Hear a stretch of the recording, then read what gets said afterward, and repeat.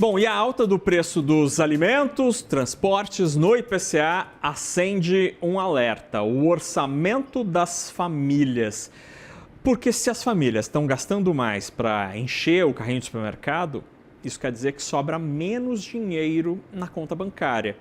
Isso desperta uma preocupação secundária. E quem vai explicar isso para a gente é a nossa analista de economia, Lucinda Pinto. Lucinda, esse dinheiro vai fazer falta para pagar o quê?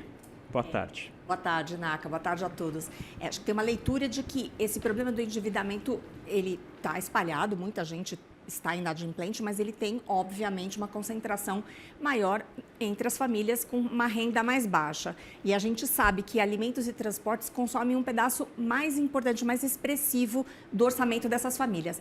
Tem um dado da Fundação Getúlio Vargas que mostra que as famílias que ganham entre um salário mínimo e um salário mínimo e meio, elas chegam a gastar algo como 28% do seu orçamento com alimentação. É tipo 3 vezes mais do que para famílias com renda mais alta, sabe? No caso de transportes, pode ser 10% ou 18%, dependendo da região onde a pessoa mora ou quanto ela precisa de usar transporte público. E chega a ser, às vezes, o terceiro item mais importante dentro do orçamento dessas famílias. Então, a gente tem aí uma conjunção de fatores bastante negativos para resolver esse imbróglio aí do crédito, porque essas famílias já estão com a sua renda já bastante comprometida com dívidas de várias naturezas, e a gente tem dados confirmando essa ideia de que são dívidas, muitas vezes, dessas linhas mais emergenciais, que são muito mais caras, essas linhas que são tóxicas, digamos assim, né? O rotativo do cartão, cheque especial. Mas tem um dado, eu conversei com um economista do Banco do Nordeste, o Rogério Sobreira, e ele chamou a atenção para o seguinte: a inadimplência que está crescendo mais rapidamente, não é a maior, mas a que está tendo uma alta mais intensa, é a do crédito direcionado, que é, nesse tipo de crédito, a gente tem crédito para habitação, o sistema financeiro de habitação, microcrédito, compra de veículos, são linhas mais seguras, né? O dinheiro ele tem um funding destinado para elas. Então, elas costumam ter taxas, o crédito de veículos não está direcionados, no caso de pessoa física, apenas para... E essa inadimplência, ela Desculpa, vem... eu falei um negócio errado aqui no meio do comentário da Lucinda. Imagina. Mas no caso da pessoa jurídica, provavelmente para comprar... porque o crédito agrícola está dentro dessa linha, né? Então, para comprar máquinas e tal. Mas no caso da pessoa física, não. E aí, essa inadimplência, ela praticamente dobrou.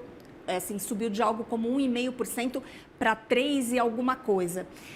É uma demonstração de que realmente ela está se espalhando, né? Então, o problema do crédito, ele está se agravando. Então, quando começa a ter inadimplência, por exemplo, em crédito imobiliário, é porque realmente a pessoa ela já está muito apertada, né? Então, esse ambiente, ele torna esses números de inflação que a gente viu hoje mais preocupantes, porque se alimentos e transportes estão subindo tudo isso, a renda da população, especialmente essa de classe de renda mais baixa, esse orçamento vai ficar mais comprometido e aí provavelmente coloca mais lenha nessa fogueira aí da inadimplência. Agora, Lucinda, o governo está costurando e defendendo a ideia de que haja um desenrola 2.0. Que o Lula não quer chamar de desenrola, que não quer né? chamar de desenrola, né? Porque não foi tão bem sucedido assim, pelo menos do ponto de vista político, aparentemente não foi. Mas se a gente tiver, de fato, uma repactuação dessas dívidas e dessa situação do endividamento das famílias, será que a gente não vai adiar a resolução desse problema? Eu pergunto isso porque... eu que sou jornalista velho, já vi outras crises de crédito acontecendo, né? Então, geralmente quando uma crise de crédito acontece, o que acontece ali? Você tem bancos e instituições financeiras que oferecem muito crédito, aí os tomadores tomam este crédito, eles não têm capacidade de pagar, e aí um momento depois param de pagar, e aí o banco precisa botar a bola no chão, fazer provisão e começar o jogo do zero, para pelo menos para aqueles CPFs.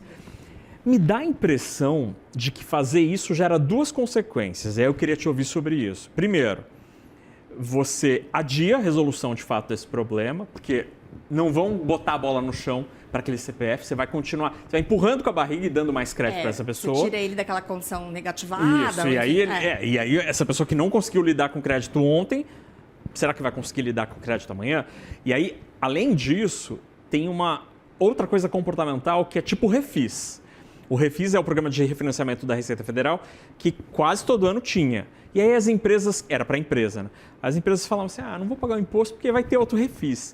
Será que não pode ter um problema comportamental nessa história também? Esse é o grande problema. Acho que essa questão do estímulo, de alguma maneira, né, a uma inadimplência. Houve um tempo em que a pessoa parava de pagar o cartão de crédito, ela ficava negativava 5 anos depois, eu não sei se hoje em dia é assim ainda, mas eu sei que isso era um problema. Eu, que também sou uma jornalista, não tão velha quanto você, né? Mas eu ouvi dizer que era assim. Sei. Então, realmente, é um problema, um incentivo negativo. Essa é uma preocupação com essa mensagem. E aqui tem algumas questões mesmo. Os bancos, de fato, bancos e instituições financeiras como um todo, eles têm mecanismos de renegociar. E aí, nesse período da renegociação, esse cliente ele pode até não estar negativado, mas ele fica ali com o score dele comprometido. Acredito que não vai ter como escapar disso dessa vez. Agora, a ideia de usar o fundo de garantia especificamente, eu acho que de tudo que está sendo discutido, me parece o que vai trazer a melhor solução, o que não vai trazer uma boa solução, por várias razões. Primeiro, é aquela história que a gente tem conversado. É uma distorção do próprio fundo, você está usando um dinheiro que é um seguro para esse trabalhador, então é aquela cultura, né, de gaste agora, para que guardar para frente. Acho que tem um lado bem negativo sob esse ponto de vista. Tem a questão de que você vai estar colocando dinheiro para circular. Então, não é como repactuar a dívida diretamente com o banco, ainda que haja um desconto, ainda que haja um prazo maior. Esse cara, ele está ali, tem um registro ali, né, de que ele está, ainda mais com o Open Finance hoje em dia.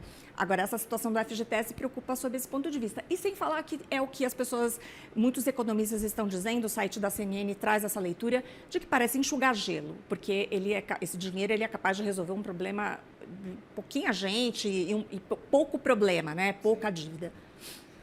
Porque empreendedor não tem FGTS e também tem muito empreendedor nessa situação. Sem contar que o governo parece estar querendo usar essa situação para corrigir, entre muitas aspas, a situação da FGTS, porque desde o primeiro dia este governo diz que não concorda com o saque aniversário, com a mecânica do FGTS que foi adotada no governo anterior e está usando essas situações meio que para tentar apagar essas mudanças. Agora, as informações que a gente tem é que do lado dos bancos, das fintechs, tem bastante boa vontade num programa que viabilize a renegociação. E aí eu acho que seria adequado que o governo aproveitasse essa boa vontade, porque interessa a todo mundo que essa situação se resolva. Realmente, pelo que a gente tem ouvido de economistas, pessoas que acompanham esse mercado de crédito há muito tempo, realmente a gente parece estar chegando numa situação muito preocupante. E é interessante, Naka, porque para quem olha os grandes números macro, né, os números consolidados, é uma situação que parece até um pouco incoerente. Puxa, mas o mercado de trabalho está ali com a taxa de desocupação na mínima histórica, o rendimento das famílias está alto, a inflação ela vem caindo, a gente está vendo esse pico agora, mas a verdade é que a gente vinha com uma inflação em desaceleração. Como é que esse cenário de crédito aparece dessa forma? É por conta mesmo dessa desigualdade, vamos dizer. Você tem um cenário de juros penalizando muito mais uma classe da população e é isso que a gente está assistindo, né? No fim das contas, a deterioração da situação financeira dessa parte da população, que é uma grande parte do eleitorado. Do eleitorado, exatamente.